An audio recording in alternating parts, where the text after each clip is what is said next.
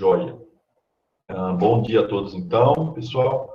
Eu vou dar início aqui, então, à parte de microscopia eletrônica analítica, que é a análise de microscopia de transmissão, não é? É quando a gente associa a análise da imagem, não é? De um lado, com a análise de EDS, não é? Que é a espectroscopia. E sempre quando a gente fala da parte da espectroscopia, a gente está falando da composição química da amostra, de uma maneira geral, ou de uma fase, não é, que compõe a amostra, não é, de um precipitado e assim por diante. Então, a união dessas duas análises simultâneas, né, imagem e espectroscopia, dá origem à microscopia eletrônica analítica, que a gente pode fazer tanto pelo MEV quanto pelo microscópio eletrônico de transmissão, que é o que eu vou falar agora aqui para vocês, tá? Vamos lá. Aliás, além também da análise de imagem de TEM, modo TEM, que é o feixe estático, né? A gente pode fazer análise no microscópio eletrônico de varredura, de transmissão, pelo modo STEM, que é isso daí que está no slide. E o modo STEM é microscopia eletrônica de transmissão por varredura, não é? Que eu devo ter falado na formação de imagem da microscopia de transmissão. Então, tem muito mais vantagens da gente fazer análise de transmissão varredura combinada com EDS, como eu vou mostrar aqui para vocês, tá? Acaba se tornando uma técnica, uma ferramenta poderosa, essa união de imagem e EDS, como vocês vão ver aqui, tá bom? Que a gente chama de microscopia eletrônica analítica, tá bom? Então, esses são os tópicos que eu vou abordar, né?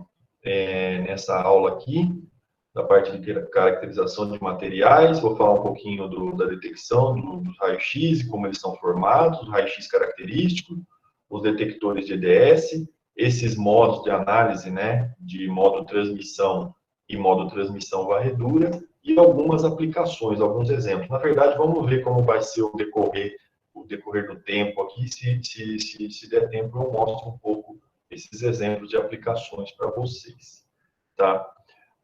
Uma coisa que eu gostaria de falar um pouquinho à parte, ontem eu acabei assistindo, né, eu acabei encontrando no YouTube, assim, meio por coincidência, vamos dizer, teve uma palestra do professor Vanderlei Banhato, né, que ele é o atual diretor do Instituto de Física da USP aqui de São Carlos, mas ele já foi vamos dizer assim, o líder, né, ou o chefe, eu não sei como eles falam, né, o coordenador da agência de inovação da USP também, lá em São Paulo, geral da USP. E não sei se vocês já sabem, se vocês ouviram falar do professor Banhato, ele é ex-aluno da Materiais, né? Ele é das primeiras turmas da engenharia de materiais, mas é um cara super inteligente, super, vamos dizer assim, high-tech, está antenado em tudo, é parte de inovação. Ele fez engenharia de materiais, para vocês terem uma ideia, na UFSCar, e física na USP simultaneamente, tá? Ele levou os dois cursos em paralelo, então só por aí dá para ter uma ideia de quão diferenciado ele é. E ele fez uma entrevista, né, eu achei isso no YouTube, com um prêmio Nobel de Física, tá? Eu me esqueci agora o nome, mas eu vou até colocar o link aqui para vocês, depois se vocês tiverem interesse, assistir isso daí. Por que eu estou falando isso? Porque a nossa formação, né, como engenheiro de materiais, no DEMA, aqui na UFSCar, vocês têm uma formação com caráter um pouco científico, né? Bastante voltado para a parte acadêmica, a formação de vocês, mesmo como engenheiro de materiais. E uma coisa muito importante, gente, que quando a gente começa a trabalhar com ciência, não é? Vocês começam a fazer alguma iniciação científica, ou depois podem vir a fazer um mestrado, doutorado, e mesmo atuando na empresa como engenheiro de materiais, mas trabalhando com a parte de pesquisa e desenvolvimento, trabalhando com P&D, vocês nunca podem perder a capacidade, eu acho que isso daí é uma coisa assim para a vida, até de maneira geral. Nunca percam a capacidade de sonhar, a capacidade de imaginar as coisas. Porque é imaginando, é sonhando, que vocês podem ter uma grande ideia, que vocês podem amanhã ou depois vir a abrir uma startup, entendeu? E transformar essa ideia em negócio, tá? E a microscopia eletrônica dá muito essa oportunidade. Eu lembro de um professor de física, o Daniel Gart, da Unicamp, quando eu trabalhei no Síncroto com microscopia eletrônica, e ele falou isso uma vez numa aula. Então, não importa qual área, se você vai atuar engenheiro, com pesquisa e desenvolvimento, ou cientista, praticando mais cedo, no mestrado, doutorado, não percam a capacidade de sonhar e imaginar. É daí que saem as ideias para terem soluções tecnológicas, soluções científicas, uma nova teoria, sabe, um novo material, uma nova composição, uma nova maneira de analisar o material usando a microscopia eletrônica, de varredura, de transmissão, a combinação das técnicas. Então, é tudo da imaginação que vem isso daí, tá? E quanto mais você se estudar e se embasar teoricamente, mais subsídio você vai ter para ter boas ideias, entendeu? E para ter propostas de inovações, tá bom? Seja ela científica ou tecnológica. E isso acaba, vamos dizer assim, você ter boas ideias e tudo mais, é bom para a vida também, não é? Você pode ter soluções para os próprios problemas do dia a dia ou os seus projetos de vida também. Então, nunca percam essa capacidade, tá? E isso acaba dando uma capacidade para vocês de questionar também. Questionar tudo que vocês leem, que vocês aprendem, seja um artigo de jornal, seja algo que o professor falou, tá bom? Então, isso é muito importante. Então, eu me desculpo por ter tomado um tempo com isso daí, mas é extremamente importante. Eu fiz até questão de deixar gravado isso, tá bom? Que é para vocês, para ressaltar realmente a importância disso, tá bom? Então, vamos lá. São algumas referências aqui, tá? Vocês podem olhar isso depois nos slides, porque os slides dessa aula já estão na plataforma no AVA, então não vou ficar perdendo tempo com isso daqui, tá bom? Especificamente. Aí, uma pergunta, né? O que justifica fazer uma análise de EDS, né, combinada com o modo TEM, que é o modo com feixe estático, né, parado, ou com o modo STEM, que é o feixe de transmissão varredura? E o que justifica eu mudar do microscópio eletrônico de varredura, fazendo EDS, por transmissão? Vocês vão ter que falar lá, né, com o orientador, alguma coisa assim, olha, em vez de eu usar o MEV EDS para identificar uma fase cristalina, eu preciso um precipitado, eu preciso ir para transmissão. Como que você vai justificar isso para o orientador, por exemplo, ou para o seu chefe numa empresa, justificando que você precisa fazer uma análise dessa no material? O EDS no MEV, ele tem uma resolução de 1 micron. Eu já falei isso para vocês devem lembrar, da pera do volume de interação, né? Tem a pera do volume de interação e o sinal do EDS sai daqui de baixo. Então, é de 1 micron a 500 nanômetros na melhor das hipóteses. É isso que justifica. Se você tiver uma fase de 50 a 100 nanômetros, o EDS no MEV não vai detectar a composição dessa fase. Porque a fase pode estar lá em cima, lá na casquinha do material. Mas ele vai pegar volume do EDS de uma região de 1 micron abaixo daquela fase. Então, 50 a 100 nanômetros já não é possível através do MEV. Para isso que você vai para transmissão, porque a sua amostra vai ser uma lâmina fina, então você vai cortar como se fosse quase lá no cabinho da pera, e você não vai ter essa pera do volume de interação. O sinal, então, do EDS vai sair desse volume que você atravessar com feixe de elétrons, certo? E como no transmissão você tem uma amostra muito fina, combinado com um feixe de elétrons nanométrico, você consegue detectar a composição de uma fase com resolução muito melhor, tá? Essa é a questão principal. Então, a gente fala que a resolução no transmissão, para o EDS, é de 2 a 20 nanômetros, tá? Ou seja, 10 a terceira, 3 ordens de grandeza melhor do que no MEV, tá bom? Essa é a principal justificativa do porquê a gente mudar do MEV para transmissão para fazer EDS. Professor? Oi, pode falar. E como eu sei quando eu preciso de uma resolução melhor? Porque se você quiser identificar um precipitado de 50 a 100 nanômetros, o MEV dá a capacidade de você fazer a imagem dessa fase, certo?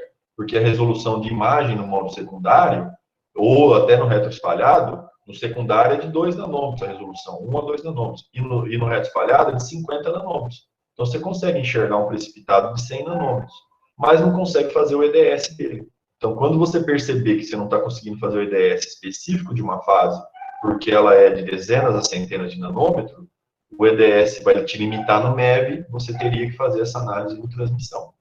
Se você tiver muito interesse em descobrir qual é a composição daquela fase específica, daquele precipitado específico, certo? Porque às vezes o raio-x pode não estar mostrando, porque é uma fase pequena no volume baixo, e o transmissão serve para resolver esse tipo de coisa.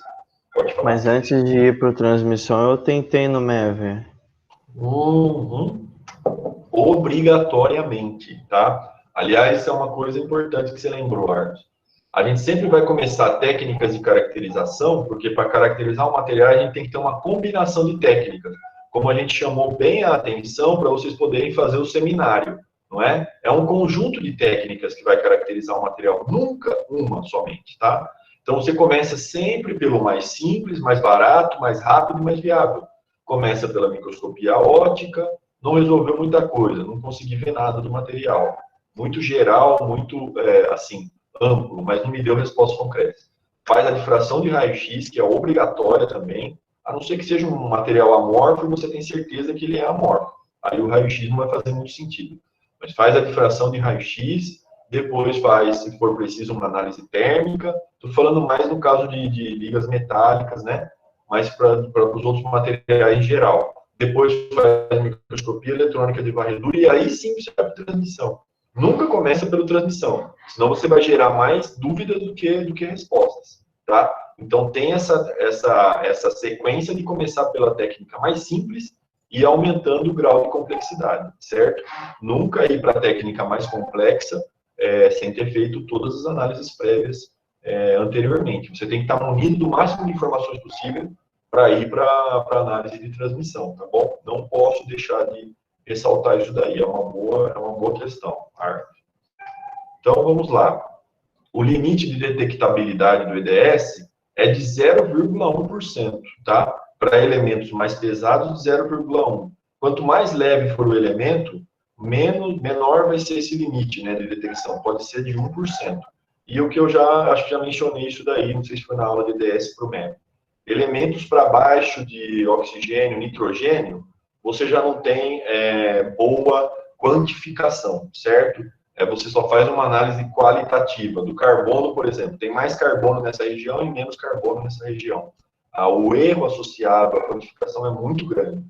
E outro ponto, sempre que a gente fala de EDS, independente se é MEV ou se é transmissão, o EDS é uma técnica comum aos dois, a gente raramente vai falar em análise quantitativa, tá bom?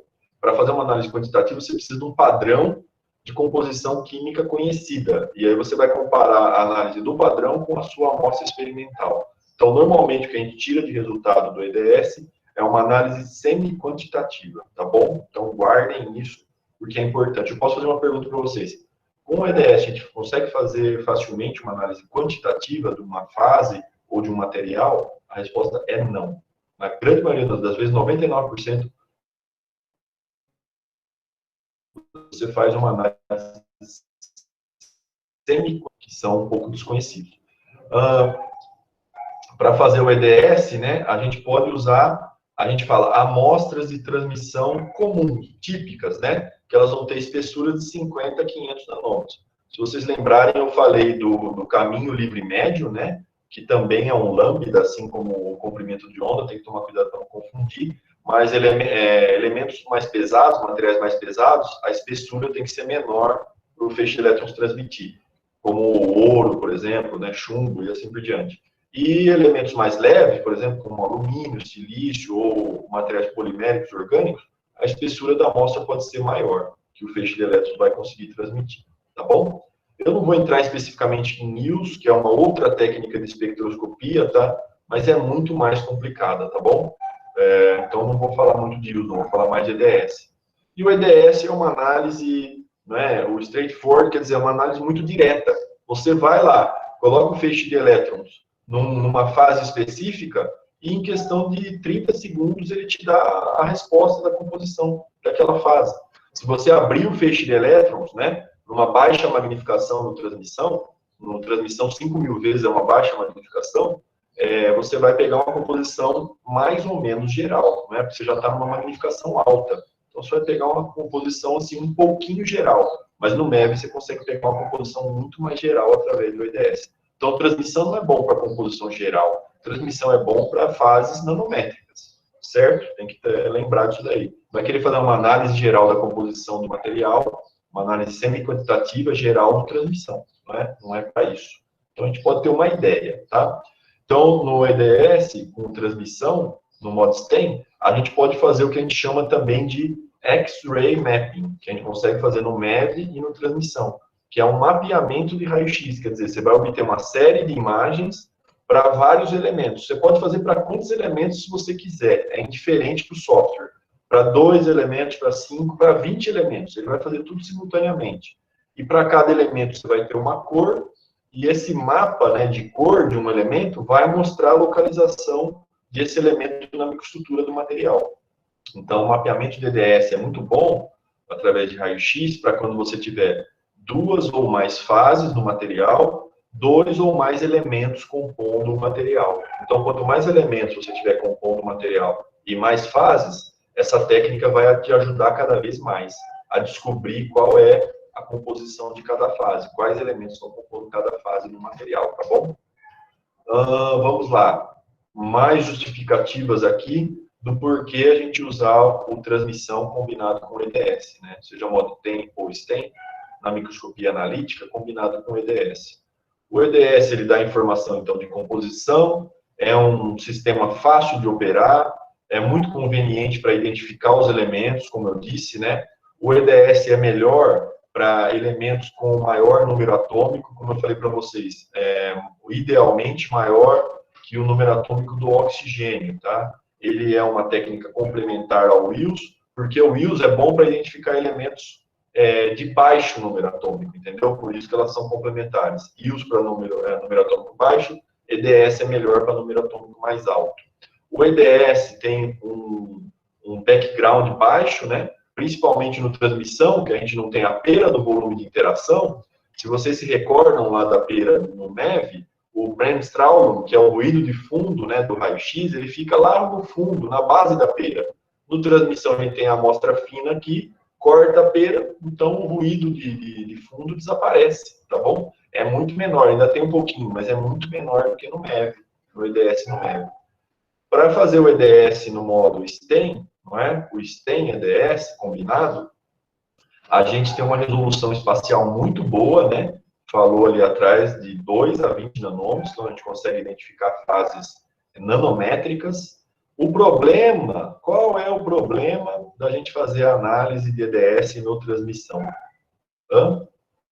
Quem saberia me dizer? Quem pode chutar, mencionar alguma coisa? Qual é o grande inconveniente da gente tentar descobrir a composição de uma fase no transmissão? Uma fase nanométrica.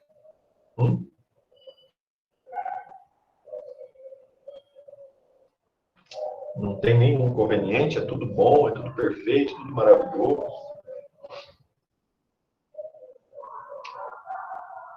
Nenhum chute, pessoal? A Jaqueline, gostaria de responder, Jaqueline? Ou a Lusa? Fala. Não sei, professor. E a Lusa, tem alguma ideia, Lusa? Estou pensando aqui. Estou lembrando das aulas de... Não, lembrem, pessoal, que a espessura da amostra é quanto? 100 nanômetros. Então, qual é o pior problema, vamos dizer assim? Pegar a composição do material embaixo da amostra? É o próprio tamanho, gente. É o próprio volume. É tão pequeno. Vocês imaginam uma amostra 100 nanômetros de espessura e eu tenho um precipitado de 50 a 100 nanômetros. O que ele menos vai dar no EDS é sinal. O sinal vai ser muito baixo, porque a fase é muito pequena, a espessura da amostra é muito pequena, o volume daquele precipitado vai ser de nanômetros cúbicos. Então, o sinal no EDS é muito ruim na transmissão, certo?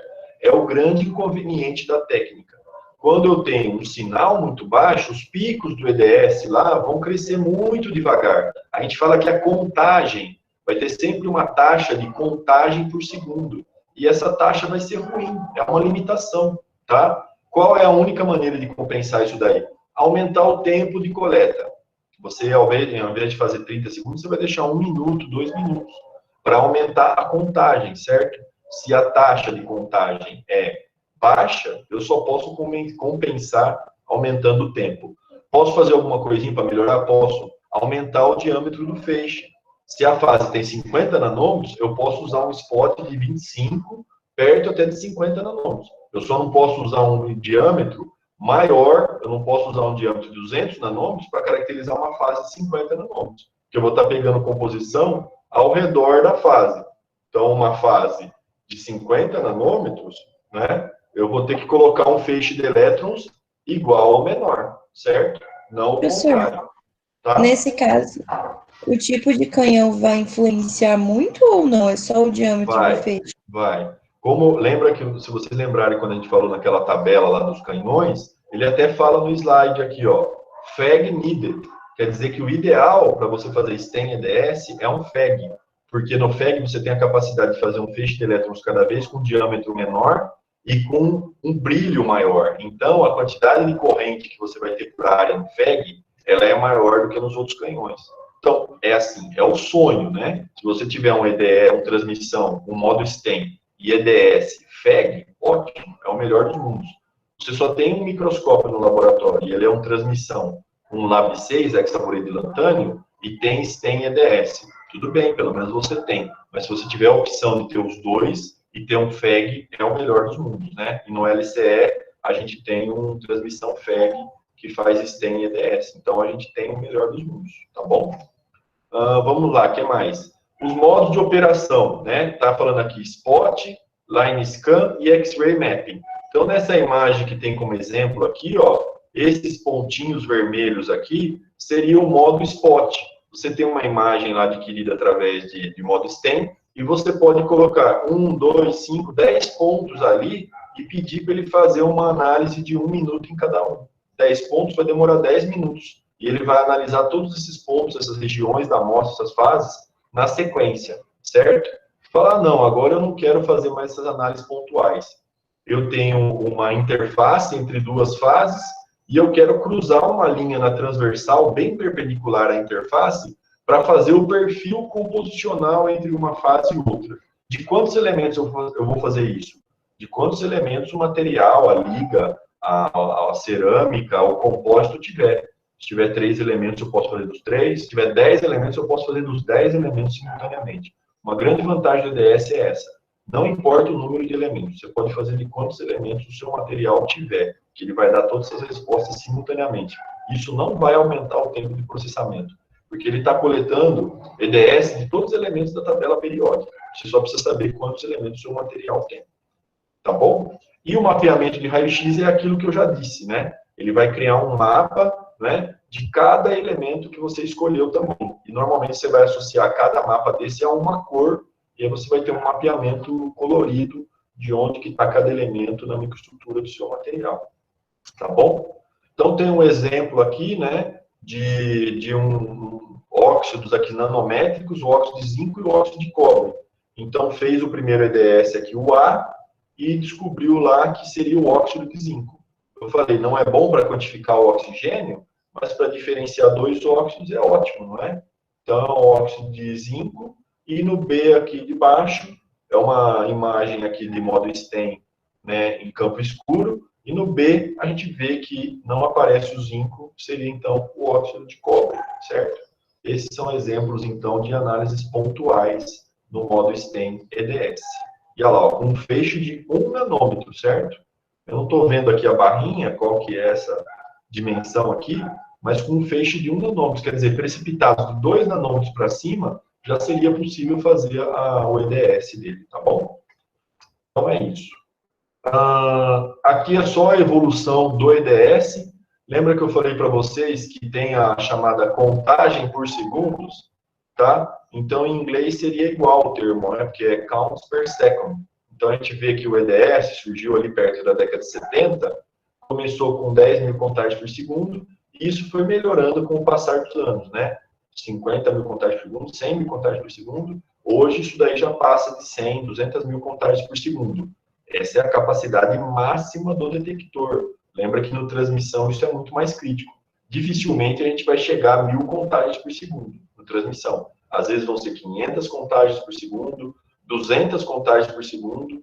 Quanto mais fina for a amostra e menor o precipitado que a gente quer detectar a composição, menor vai ser a contagem, tá bom? A gente tem que ter isso em mente. Porque quanto menor for o precipitado também, menor vai ser o diâmetro do feixe de elétrons para analisar ele.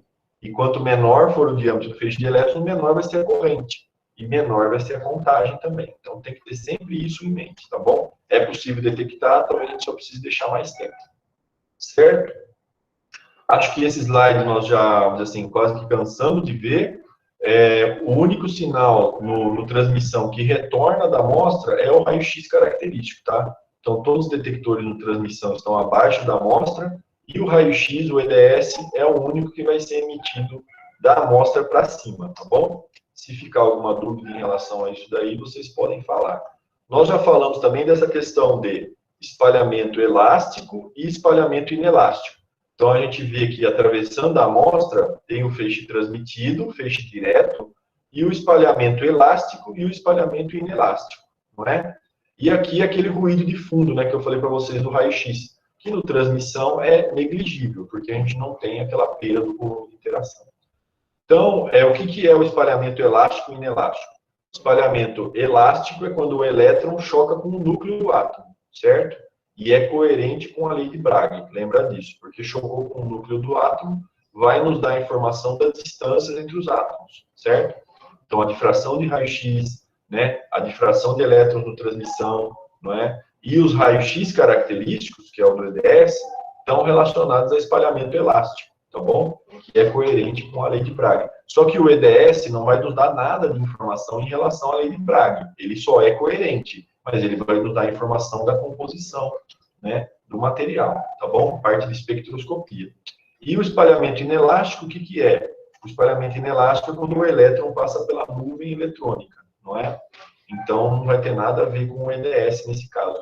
Mas a outra técnica de espectroscopia, o WILS, ela é proveniente de espalhamento inelástico. Por quê? Porque quando o elétron passa pela nuvem eletrônica, lembra que eu falei para vocês? Espalhamento inelástico é um desvio pequeno da trajetória, não é? Como é que fala? Repulsão entre cargas de mesmo sinal. Então, o desvio da trajetória é pequeno, o ângulo, mas a perda de energia é grande. E o que é a técnica de íons? É justamente relacionada a essa perda de energia, que seria um ΔE, não é? Então, é chamada de espectroscopia por perda de energia de elétrons, ou do inglês, o EELS, né? Electron Energy Loss Spectroscopy. Então, ele consegue, o EELS, detectar e mapear, através de picos, na verdade a gente chama de borda, qual é essa perda de energia para cada elemento característico. Então, assim como tem o raio-x característico no EDS, tem a perda de energia característica no EELS, tá bom? Através de espalhamento inelástico. Não vamos entrar muito mais do que isso em detalhe em relação ao EELS, tá bom? Então é isso. Tem outros elétrons também que são formados através de espalhamento inelástico, né? Os elétrons secundários, os elétrons OG do XPS, né? E assim por diante. Não vou falar muito mais em relação a isso. Aqui, ó, é um dos slides que vocês devem prestar mais atenção. Então, antes de terminar esse primeiro bloco aí, é o que diferencia a análise de EDS no MEV, que vocês podem ver a perda do volume de interação aqui, né, à esquerda, tá? No MEV, a situação é essa, então, que nós temos aqui, a perda do volume de interação. E o que eu falei para vocês, se a gente pegar essa casquinha aqui, ó, que está em preto, vamos imaginar que isso daí seja um precipitado, tá? Na forma de um disco, de uma plaquinha, quadrada ou retangular. E ele tem 100 nanômetros. Se eu for fazer EDS, ele não vai pegar sinal só daqui. Ele vai pegar sinal dessa região. E quando esse sinal retornar para o detector EDS, ele vai espalhar de toda essa região em volta do precipitado. Então, imagina que em volume, né? Se fosse em área de um micron de diâmetro, não é? E nós temos 100 nanômetros aqui, nós já vamos estar pegando menos que 10% em área desse precipitado. Então, não é a composição dele que você está analisando, é de tudo que está em volta e embaixo ainda. Então, em volume, vai ser irrisório que você vai detectar de composição dessa fase. Agora, se a gente imaginar essa mesma casquinha aqui, numa amostra, né, de 100 nanômetros de espessura, ou de 10 nanômetros de espessura, a gente vai atravessar e analisar o volume daquele precipitado especificamente. Você só tem que ter um feixe de elétrons, né, de 10 nanômetros ou 1 nanômetro, quanto menor for a fase, para atravessar aquele volume do precipitado. E aí você vai estar pegando a composição só dessa fase, tá bom? Então, essa é a principal justificativa da gente mudar da análise de EDS no MEV para análise de EDS no microscópio de transmissão. Então, quanto que a gente analisa de material, né, na pera do volume de interação no MEV? 1 micrômetro cúbico, lembra? É como se fosse um cubinho de 1 por 1 por 1 micrômetro, certo? É mais ou menos o volume dessa pera, a gente extrapolando para um cubo, tá? Numa amostra de 100 nanômetros de transmissão, o volume excitado pelos raios-x vai ser de 10 a menos 5 microns cúbicos, tá? Micrômetros cúbicos. Então, micrômetros cúbicos, mas uma fração muito pequena, não é? E se for uma amostra ainda mais fina, o volume, né, de 10 nanômetros de espessura, o volume excitado pode ser de 10 a menos 8 micrômetros cúbicos, ou seja, isso daí já significa 10 nanômetros cúbicos, certo? 10 a menos 8, não é? Se fosse 10 a menos 9 micrômetros cúbicos, seria 1 nanômetro cúbico. Então, isso daí já seria um volume de 10 nanômetros cúbicos. Ou seja, é um volume extremamente pequeno. Por isso que a gente fala que o sinal do EDS na transmissão é muito baixo. Tá bom? Então, aqui ó, a gente pode resolver com uma fonte termoiônica, um Lab6. Agora, para fases muito pequenas, 5 nanômetros para baixo, só um FEG salva. Tá bom? Então, eu vou parar a gravação dessa parte por aqui. Tá joia, pessoal? E daqui a pouco a gente continua, então.